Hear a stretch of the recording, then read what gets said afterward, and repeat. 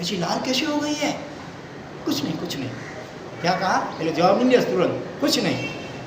लेकिन शिष्या के हृदय में तो गुरु के प्रति भक्ति होती है। जब तक संतोषकारक जवाब न मिले और उसका कोई उपाय जब तक न हो तब उसको संतोष नहीं होता है। तो फिर बार बार नम्रतापूर्वक और आग्रहपूर्वक पूछने लगी। और आखिर शिष्या ने क्या किया? जरा नज़दीक में जा कर के गुरुनी की आंख जरा बराबर खोल करके देखा तो आंख में एक चींटी घूम रही थी। आंख के अंदर जीवंत चींटी घूम रही थी। सोचो, एक धूल का रजकण भी पड़े तो भी कितनी वेदना होती है, और हम अपनी आँखों को कितना मसलते हैं। जब तक वो कण दूर न हो जाए तब तक चैन नहीं पड़ता है। यहाँ पर तो जीवंत चींटी का कभी शरीर के किसी भी भाग पर डंक लगता है तो भी पीड़ा सहन नहीं होती है। आँख जैसी नाजुक शरीर की जो शरीर का अवयव, और उसमें जिंदी चींटी घूम रही थी। अरे ये तो लाल चींटी है। चींटी में भी लाल जो होती है उसका डंक जरा ज़्यादा तीक्ष्ण होता है। हाँ, और जीती जिंदा है। तो ये अंदर कब गई, कैसे गई, कब गई? तब गुरु जी ने शॉर्ट उत्तर दिया एक शब्द में, केवल एक शब्द में, कि सुबह से। कब से गई है? सुबह से। और अभी समय कौन सा था? करीब करीब शाम का समय, पूरा दिन हो गया था। चींटी आंख में घुस गई थी, जिंदा घूम रही है। उसकी पीड़ा के कारण, उसके रंग के कारण आंख एकदम लाल गुम हो गई है। फिर भी शिष्या पूछती है कि आपने कहा नहीं इतना समय हो गया तो हम कुछ उपाय करते। तो आखिर शिष्या ने बहुत झेड़ापूर्वक आंख में से उस चींटी को जिंदा ही बाहर निकाली। आपको कोई यह सुनकर के कोई शास्त्रीय दृष्टांत याद आता है? एक जिनकल्पी जैसे महामुनिवर थे, आंख में कोई ऐसा कोई कचरा घुस गया था, आंख एकदम सूज गई थी, लाल हो गई थी। और याद आता है आगे किसी को? आता है याद? बहनों को याद आता होगा। हाँ, सुभद्रा महासती हो गई श्राविका। उन्होंने देख लिया और अपनी लघु लागवी कोई कला उससे जीभ से वो बाहर निकाला। फिर उनका ये ललाट का सिंदूर लग गया तो सासू ने उनको ऊपर आरोप लगाया। और फिर अपना सतीत्व सिद्ध करने के लिए क्या हुआ था, वो शासन देवता ने क्या किया, उनके शील के प्रभाव से, महाशीलवान थी वो, तो चंपा नगरी के दरवाजे बंद हो गए थे। और आकाशवाणी हुई कि जो शीलवंती होगी, पतिव्रता स्त्री होगी, उसकी दृष्टि पड़ेगी, अथवा तो नहीं वो चलनी होती है, उससे पानी निकाल कर, कुएं में से पानी निकाल करके इसके ऊपर छिड़केगी तो ही द्वार खुलेगा। ऐसी आकाशवाणी हुई। अपने को सती मानने वाले कई औरतें भी घबराने लगी, हिम्मत नहीं चली किसी की। मन से भी कभी पर पुरुष का विचार स्वप्न में भी नहीं किया हो, ऐसा शील होना चाहिए। तब सुभद्रा माँ सती ने इस चैलेंज का स्वीकार किया। सब हंसने लगे ये क्या करेगी? ऐसी ऐसी राजाओं की रानी, राजा की रानी के लिए क्या कहा जाता है? असूर्यम पश्या राजदारा। सूर्य को कभी देखती नहीं है, वो अंतपुर में ही बंद रहती है, बाहर उसको निकलने ही नहीं मिलता है शील की रक्षा के लिए। उनकी भी हिम्मत नहीं चली किसी को, तो ये क्या करेगी जिसने तो ऐसा किया साधु के साथ। लेकिन उसको अपने सतीत्व के ऊपर कितना भरोसा होगा। नवकार मंत्र का स्मरण करते हुए गई कुएं के पास, और चलनी है जिसमें तो छिद्र होते हैं, पानी सब निकल जाता है, टिकता ही नहीं है। लेकिन उससे भी शील के प्रभाव से देवता ने सानिध्य किया और पानी टिक गया चलनी में भी, और सभी के उपस्थिति में दरवाजे पर छिड़का और दरवाजा खुल गया। शील धर्म का जय जयकार हुआ, जिन शासन का जय घोष हुआ। तो यहाँ पर गुरुनी जी की आंख में से शिष्या ने बहुत जयनापूर्वक चींटी को बाहर निकाली। और उस वक्त गुरु के मुंह से क्या शब्द निकला? शिष्या ने कहा, अरे आपने इतना सहन किया, अगर हमको बताया होता तो हम सुबह में ये चींटी निकाल लेते। नहीं बेटा, शायद हम साधु है ना, साधु की अभी व्याख्या हुई ना 3, उसमें से एक व्याख्या क्या थी? सहन करे व साहू। जरा तकलीफ आई हो तो उपाय नहीं करे, सहन जहाँ तक संभव हो, क्षमता टिक सकती हो तो सहन करने। फिर अगर सहनशीलता की हद से ज़्यादा हो तब फिर निर्दोष उपाय करने की छूट है, लेकिन जहाँ तक संभव हो, सहन हो सके तो सहन करने का।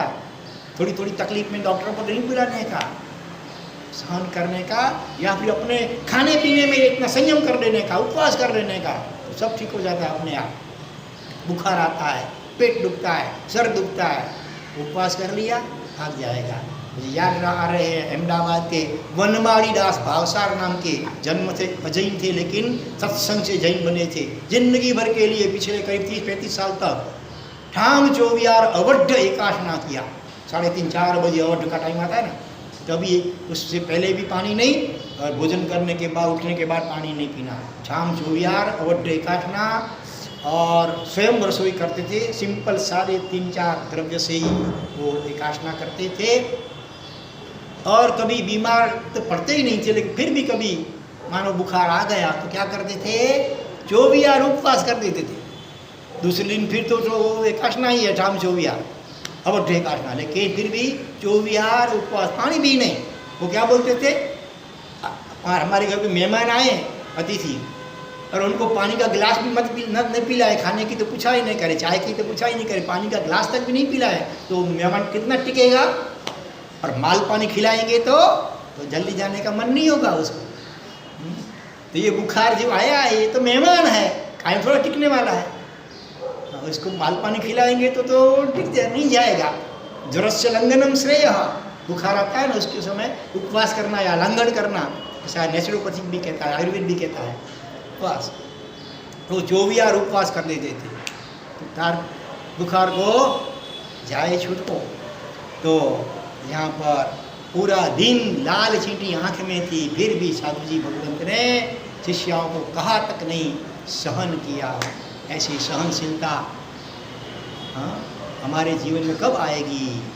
एक चींटी भी, मच्छर बैठता है तो भी अपन तुरंत ऐसा कौशक में है, मच्छर क्या माखी भी बैठेगी, मक्खी, फिर भी उसको उड़ा देंगे।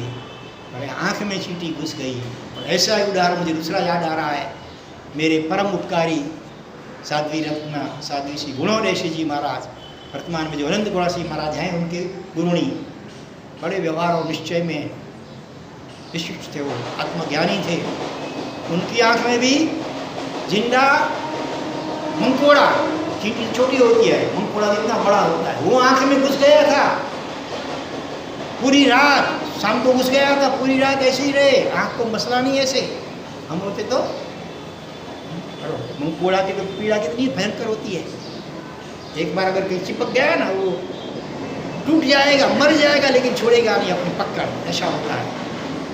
आँख में मंकोड़ा घुस गया है, सुबह उठे तो आँख ऐसी हो गई, इतनी सूझ करके लाल घूंघर बड़ी। शिष्यों ने पूछा, बस धीरे धीरे पता चला। ऐसे सहनशील थे गुणोदेशी जी महाराज। और अंतिम समय में, रात्रि का समय था, एकदम समझो जैसे बेसुध हो गए ऐसा लगा, तो थोड़ी स्फूर्ति आ जाए, चेतना आ जाए, उसके लिए अनाहारी क्या देते हैं, अंबर अनाहारी होता है। इतना सा खाली लेते तो शरीर में गर्मी आ जाती है, चेतना आ जाती है, और जीव शुद्धि में भी आ सकता है। शिष्य अथवा कोई भक्तशाली का अंबर, इतनी सी अंबर लेकर मुंह में रखने गए, तुरंत उन्होंने आँख खोल ली। अरे क्या कर रहे हो, रात्रि का समय है, भगवान की आज्ञा का ख्याल नहीं है, बोले अनाहारी है, भले अनाहारी है, नहीं चाहिए। अंतिम समय में भी इतनी जागृति, इतनी संयम में चुस्तता कि अनाहारी ऐसा अंबर भी रात्रि के समय में जिन्होंने नहीं लिया। ऐसे ऐसे साध्वी रत्न जिन शासन में विद्यमान है, धन्य है जिन शासन को जिसमें ऐसे रत्न विद्यमान हैं। और हम भी कितने भाग्यशाली हैं कि ऐसे महापुरुषों के दृष्टांत का स्वाध्याय करने का मौका हमें मिल रहा है। अभी दूसरा दृष्टांत ले लें में, एक मुनिराज आंबिल की होली करते थे, भिक्षा लेने, गोफरी लेने के लिए आंबिल खाते में गए हैं। एकल पात्री थे वो, एक ही पात्रा ले जाते, सारी चीज़ें उसी में लेते, रोटी हो, मूंग का पानी, मूंग की दाल, ढोकला, जो भी हो, और लास्ट में क्या डालते?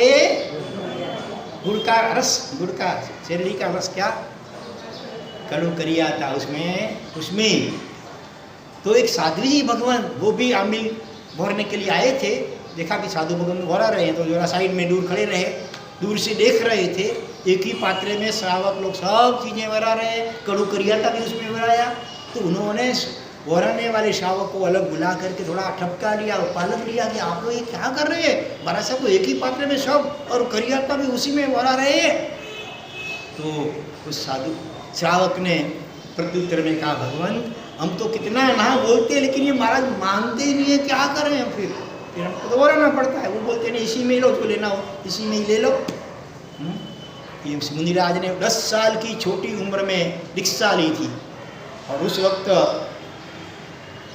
23 साल की उम्र थी जब ये घटना हुई। आज से करीब 14 साल पहले की बात है।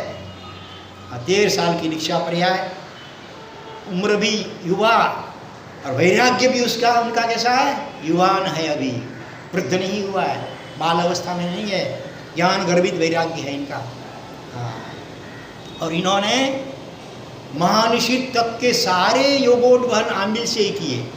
बड़ी दीक्षा के योगोद्वहन तो आमिल से किए, भले छोटी उम्र में दीक्षा ली, 10 साल की उम्र में दीक्षा ली, छोटी उम्र में, फिर भी 1 महीने तक लगातार आमिल करके बड़ी दीक्षा का योगोद्वहन किया। उसके बाद में कुछ समय बाद जब उत्तराधन सूत्र, आचारांग सूत्र, कल्प सूत्र, सभी के योग, जो कोई महीने का, कोई 2 महीने का, और महानिशित सूत्र 52 दिन का वो सूत्र आमिल करने होते हैं, सारे योगोद्वहन आमिल से ही किए।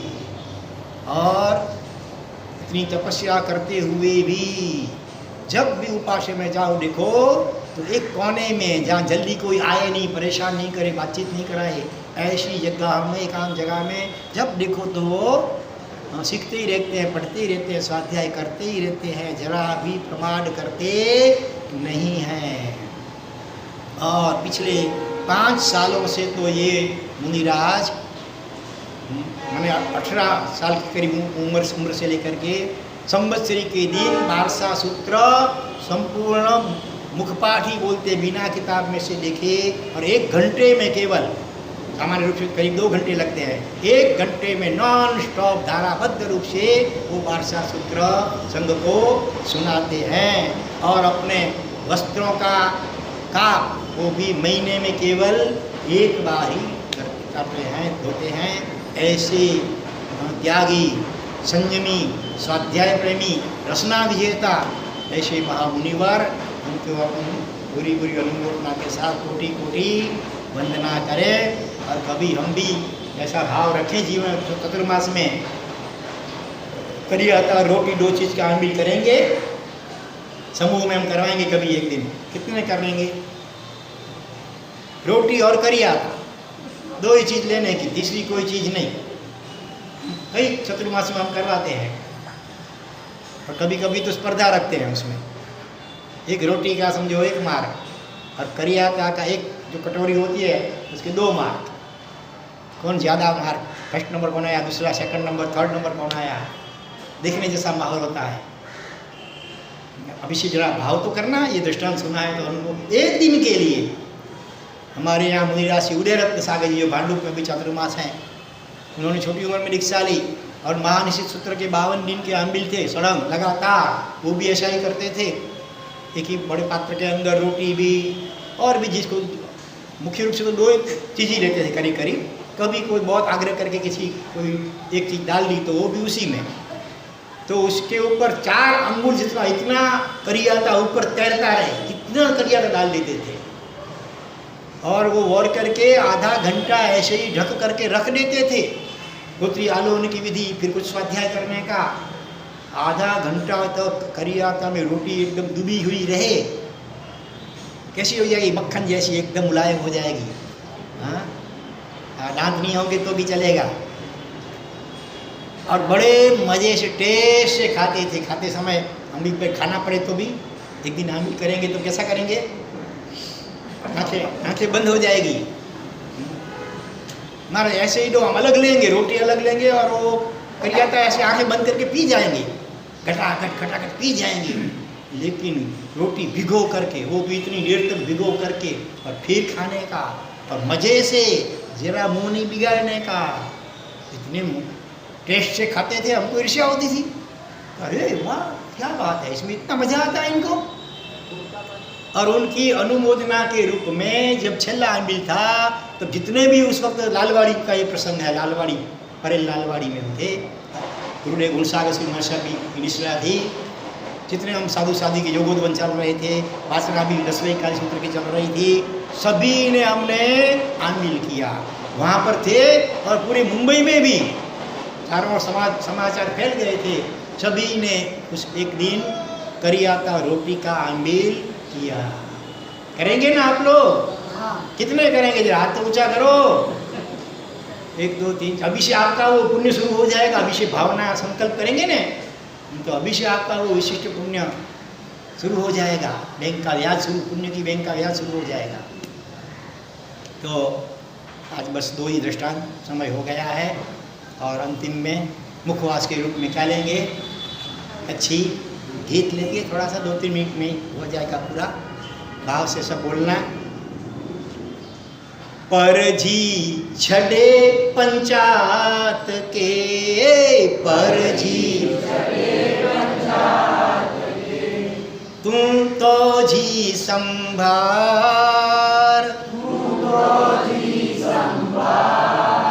चावत रख चेती वे नहाणे, तोजे हाथ में नीरिया चार, चार जी गारंटी ने, 4 कलाक जी 4 मिनिट जी गारंटी ने, वो छता 4 दिवसना चांद्रणा। चौवट कई दे 54 व्याने, चौवट कई दे 54 व्याने। महेश भाई कितना मार्या थया? 60 थया? 64 54 થયા, 64 થયા તને। चौवट कई आड़ो नहीं है, भक्ति कई आड़ा। चौवट कई दे 54 व्याने, चौवट कई दे 54 व्याने। मेड़ावे ता मुठो देना, मुठो देना। कोथली निंदा तोयन छड़ियूं, कोथली निंदा तोयन छड़ियूं। गालिये में घर हल्यावे ने, गालिये में घर हल्यावे। वगर मंगई त्वण सलाह देने में, वगर मंगई त्वण सलाह देने में। वडा भनो होशियार, वडा भनो होशियार। चावत रख चेती वे नहाणे, चावत रख चेती वे नहाणे। तोजे हाथ में नीरिया चार, तोजे हाथ में नीरिया चार। तोजी मुझी कहीं दे, कहीं दे, तोजी मुझी कहीं दे, कहीं दे। बाजी हाथ नु हलई वेंदी, बाजी हाथ नु हलई वेंदी। पोय मथे ते हथ दई वेने, पोय मथे ते हथ दई वेने। गाल ई तो के खेंदी, गाल ई तो के खेंदी। हथे कुआड़ो पग ते हणी ने, हथे कुआड़ो पग ते हणी ने। मथाव जे उचकार, मथाव जे उचकार। चावत रख चेती वे नहाणे, चावत रख चेती वे नहाणे। तोजे हाथ में नीरिया चार, तोजे हाथ में नीरिया चार।